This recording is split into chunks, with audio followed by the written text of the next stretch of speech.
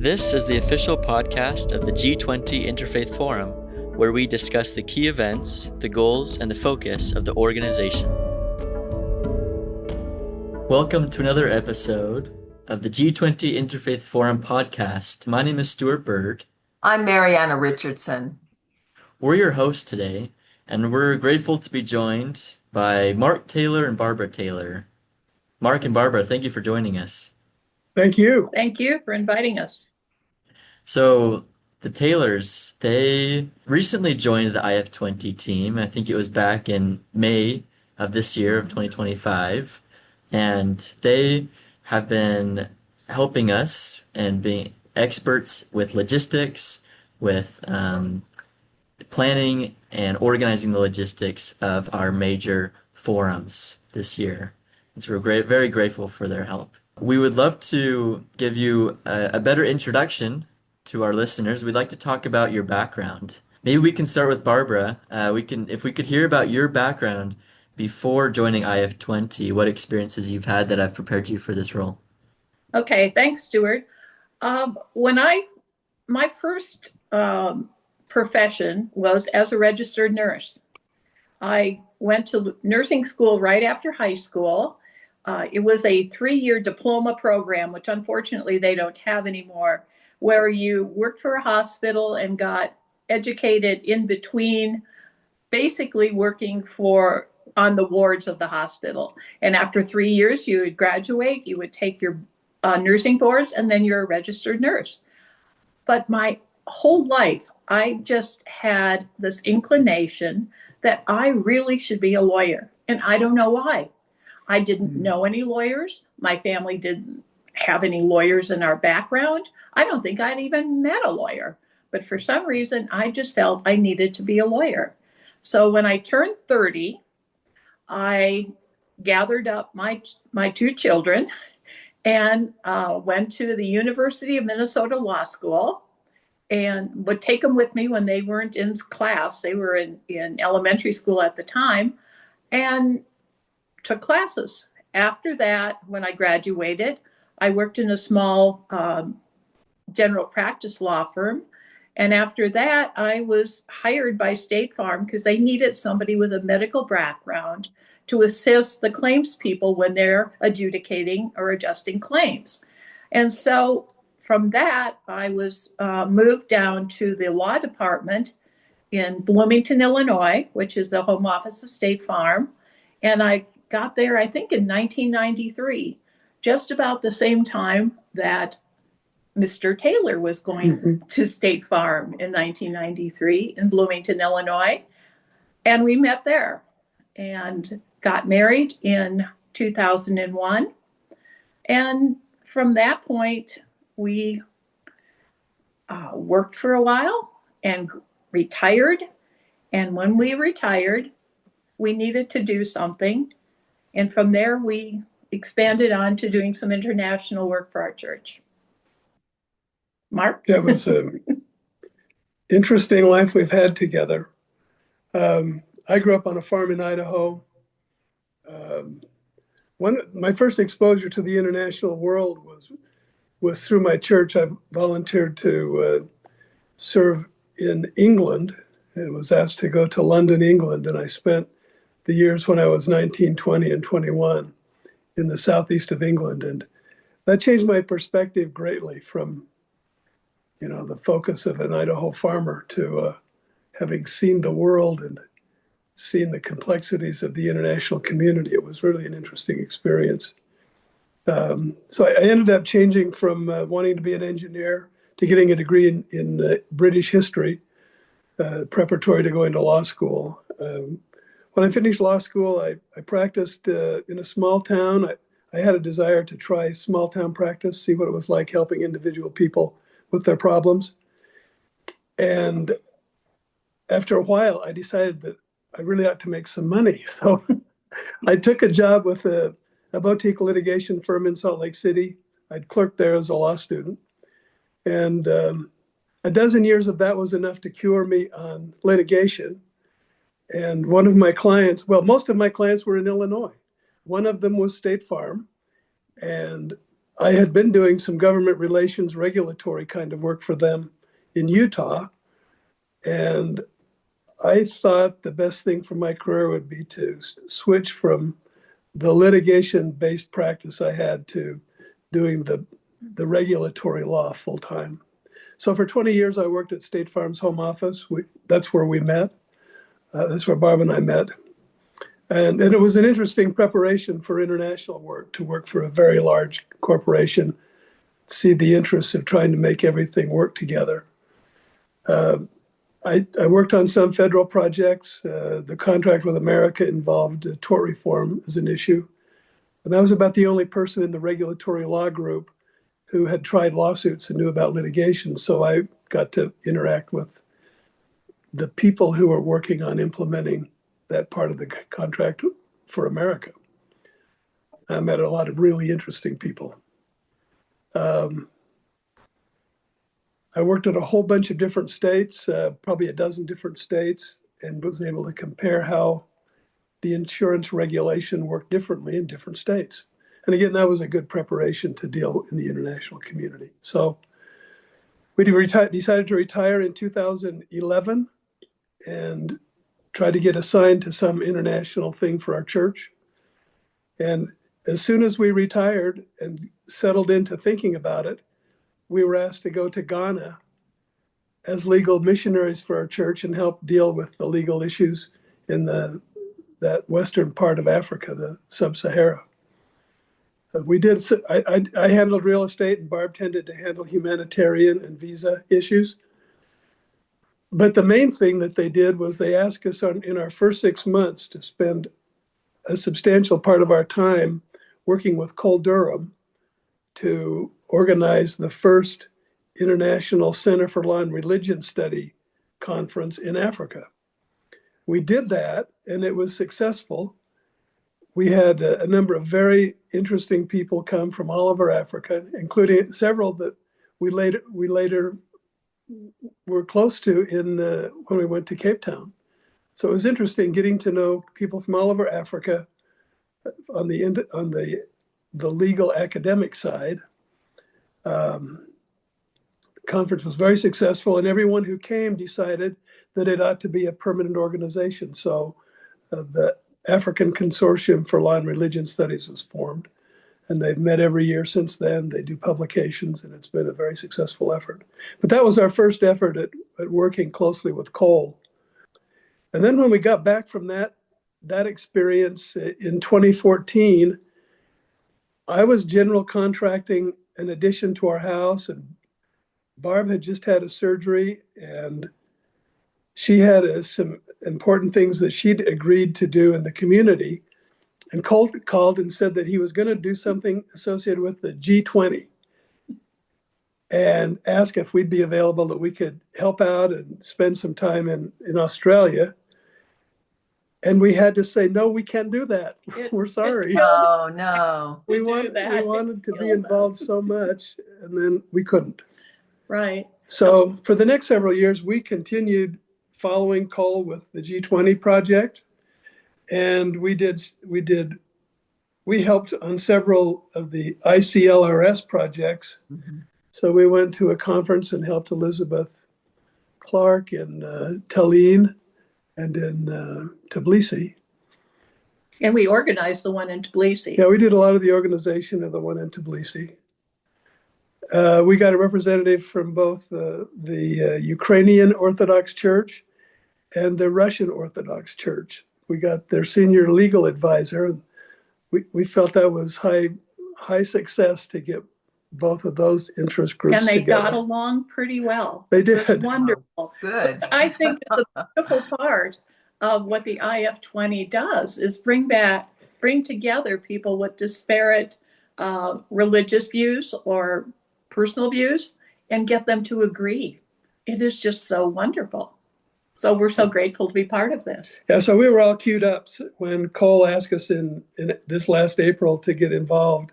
Well, we have to talk how that came. We were going to the international symposium that BYU does every year after they have their first conference in April, and on that Monday they have a conference bringing together people from the international community. We always go simply because we know so many people from working in not just Africa, but Russia and some of the countries around Russia. So we got to know quite a few people. And we saw Cole. He was like the first person we saw when we walked in, and just said hi to him, and then went to the conference. And we're sitting at lunch, just kind of visiting with people. And Cole walked over and said, "I need help." And we're like, "Okay, what do you need?" And that's how we got involved. Oh, that's so wonderful. Well, I do want you to know that we are so grateful that you have become involved. It's truly made a difference. And so I would love to know what your thoughts have been. What kinds of things have you done with IF20 this year? And, how have you felt about the experience? I guess we probably did a little bit of everything.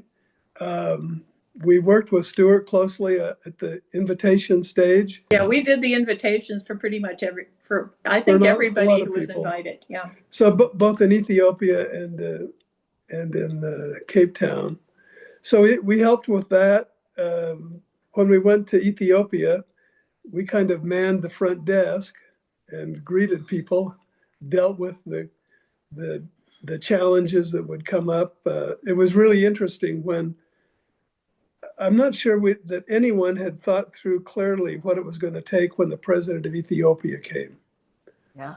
So when his security people came, they wanted to have no one come into the space unless they had a formal badge on. And we had gone thinking that the only people who needed badges were speakers. And Right. so we did not come prepared to give everyone a badge.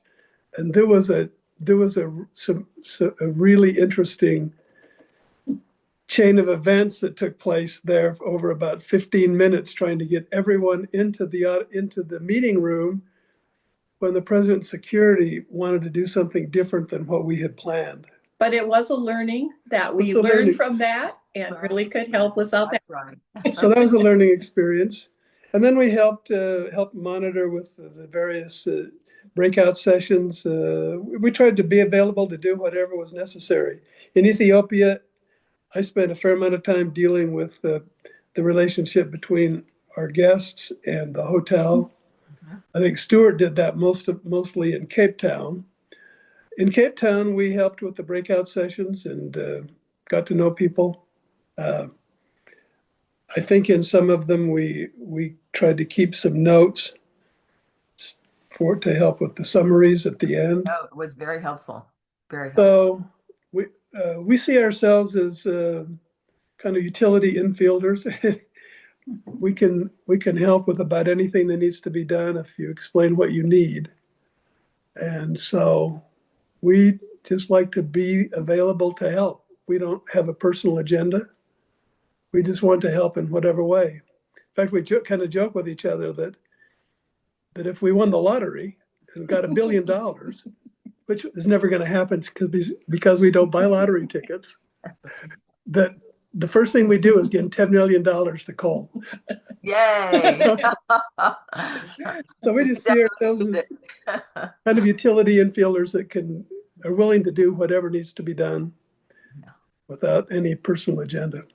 That is One of the beautiful things about South Africa was the theme, Ubuntu. You know, we are because I am because we are, and I love that. Yeah. And I think that was the spirit that permeated that conference. You would go from group to group, visiting with people, and you saw different faith groups just mingling together and talking and really feeling the spirit of what Ubuntu was all about, which was bringing people together. And I thought that was the most fascinating part of that conference. What a brilliant theme. It was whoever came up with that theme was amazing. Yeah, thank you, Barbara, for bringing that up. Ubuntu, I am because we are. Um, yeah, I invite our listeners to go back and and watch some of the documentary that we released, some of the videos as well as the summary of the event to Oh, see definitely. how yeah, to see how that idea was put into action and what discussions were had. And thank you, Barbara, for also mentioning um, the kind of atmosphere that was there. Um, we know that you've organized many conferences in both of your times at State Farm, Hmm. as well as in other circles and things that you've done. And you mentioned about the power that was felt and the power of having an interfaith gathering. But what do you see as the importance of interfaith gathering? Why should we continue to organize these interfaith events? I think because there are so many issues in the world today, and there is a lot of division among political leaders, which we won't go into, but the way to solve a lot of the problems are to bring together people of faith, people who can agree. Maybe they have doctrinal issues, but those get put aside to solve the problems that are before them regarding the people. And I just think that's the most incredible part of all of this. Hopefully that we can be one little part of having to solve some of the problems that affect humanity.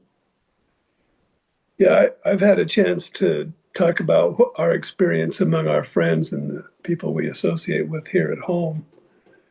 And that's the message that I give them. In fact, the line I like to start out talking about this with is that we brought something pushing 500 people together, representing 50 nations and 50 faith traditions, and got them to talk about the serious challenges of the day in a friendly environment.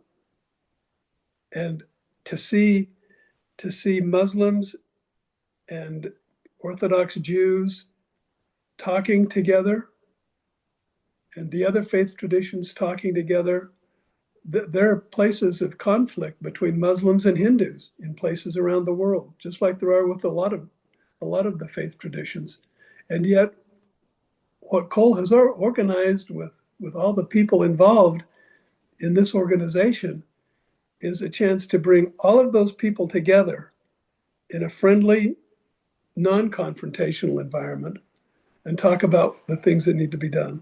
Yeah, no, it's an impressive thing that has been accomplished, and it's one of the most important things I think going on in the world today is this ability to bring people of different points of view together and talk in a collaborative way rather than to fight. So I'm curious as we talk about what happened at the conference and the wonderful help that you've been and the last 8, 9 months. It's been fabulous working with you. What do you see as the future of IF20? Especially when we talk about what's happened with the lack of money for NPOs and NGOs and some of the other divisiveness that's happening throughout the world. What do you see as the future moving forward with IF20? That's a good question. So let me go first. I've been wondering about that myself. Uh, let me let me tell you about one of the experiences that I had working on these two conferences. I discovered the relationship between Ashafa and Wuye, the two gentlemen from Nigeria.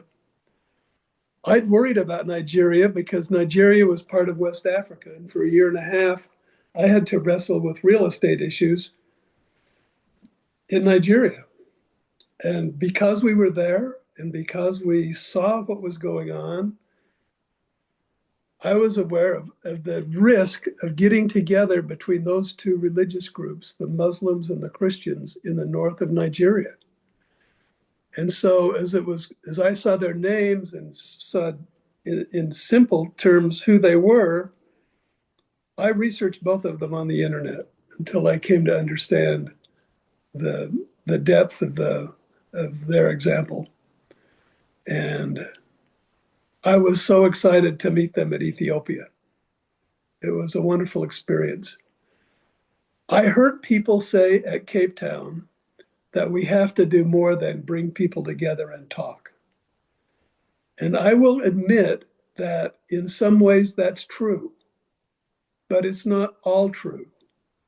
Because I think the most important thing we're doing is bringing the people together and collaborating.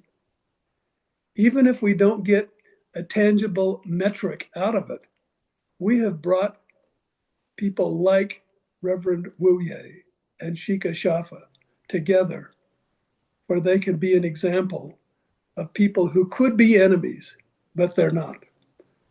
They have become friends and they've worked together to bring peace.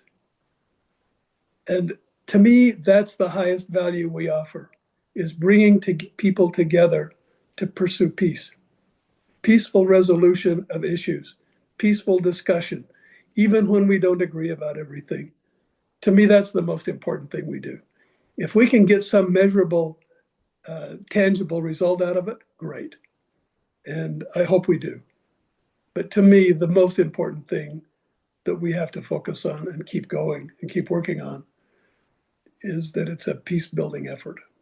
Well, I agree with Mariana, though, that we do have to do at some point, we have to have tangible results for the problems that we're having. I was just thinking of some of the discussions I had with the Catholic sisters who have come from the Hilton Foundation and talking with them about the issues that they are involved in and how we can, and we've talked to some of the, you talked to the gentleman about the water issues and trying to bring people together who might not know each other to see how they can work together on getting clean water to people, especially, and now especially food and medicine. Yeah. We can hopefully start establishing some networks between a few people that will be enlarged. And, you know, we're babies at this from IF20 because we haven't been here that long. But I want to see that happen as we continue to work. So one of the negative things that is oftentimes talked about, though, is that why can't you do it just over Zoom? Why do we pay all this money to, pay for people to come from all over the world to come to one, small place, stay at a really nice hotel? Isn't that like a boondoggle? I mean, is it really worth doing it? I'm playing a little bit of the devil's advocate here. But I'm wondering, do you see what is the difference between having a Zoom conference and having a face-to-face? What is your thought? Well, a Zoom to Zoom is not a personal interaction. There is, I think there's a benefit in being able to shake hands with somebody, put your arm around them and look in their eyes. Look in their eyes. Let me tell you another example. And it goes more to the substantive part. In one of the closing programs, the idea of food security was being discussed, and David Beckman made a comment that I absolutely agreed with. So I went up afterwards and started talking with David. We concluded that we had a lot in common. He comes from one political party. I come from a different one. He's a Lutheran minister. I'm a religious leader in a different faith tradition. He's from a different part of the country than me. He's not somebody that in my ordinary life I would meet. But in that environment, coming together for a unified purpose, we realized that we had a lot in common and liked each other. And we got talking about food security, which is his issue. And I realized that it was something I needed to know more about. So when I came home, I got together with one of my friends who has worked closely with every president for the last 30 years, 40 years. Actually, he went to Washington with the president that was inaugurated in 1981. And he's been associated at the highest levels. And I told him about our IF20 meeting, told him about my discussions with Beckman. And I asked him if he had any thoughts on how food security would affect the U.S. You know what he told me? He said, that's something I've been thinking about myself, and I had an op-ed in a farm publication this month on that topic. And it turned out that there's something that I actually know something substantive about, that he wrote about, that's as important to food security as anything I heard in South Africa. And that is that food security requires water security. And in many parts of the country, including big swaths of the central United States, has been mining the aquifer. Mm-hmm. The Snake River aquifer gets recharged, but the Ogallala aquifer does not. So Southern Idaho farming, it probably is okay. I would say from a food security point of view, Southern Idaho will be able to keep producing potatoes and wheat and livestock without difficulty. But there are big pieces of the central part of this country that are mining their water. It's not getting recharged. And there will come a time when they can't drill deep enough to bring whatever water's back. And so the idea of food security, we might think in the United States that we're isolated from that and that we're safe from it, but we're not. And if I hadn't been to South Africa and met Beckman and come home and talked with my friend here, I wouldn't have had any idea that the issue of food security potentially affects all of us in the way that it does. So there is that. There is the bringing together of people. You bring them together and things happen that you couldn't anticipate. I agree. And I saw that same kind of networking that comes. I was playing the devil's advocate about our forum because a lot of times that is the one thing that we do focus a lot on. But I think you hit the nail on the head. The reason why we focus on that is because these connections happen at our forum that are much more significant than the forum itself.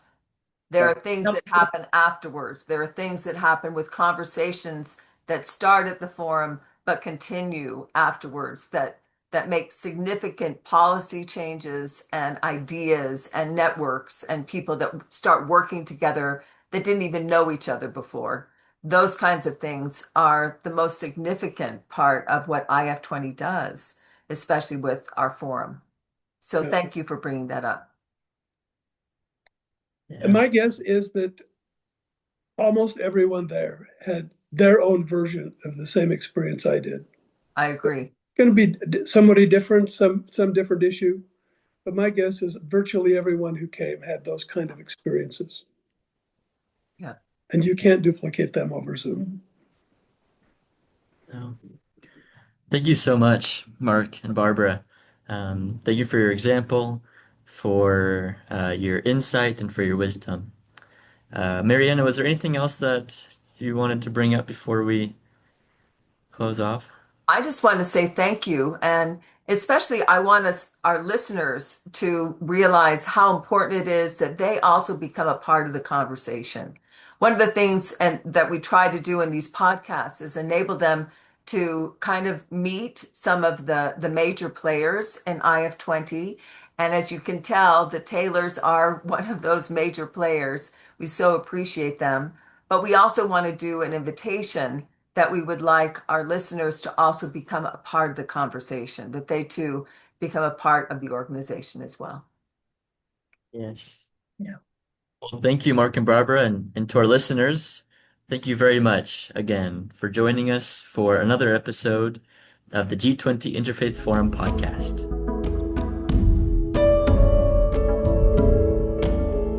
The podcast provides information and discussions on the G20 Interfaith Forum, but the views expressed are those of the individuals involved and not necessarily the official stance of the forum.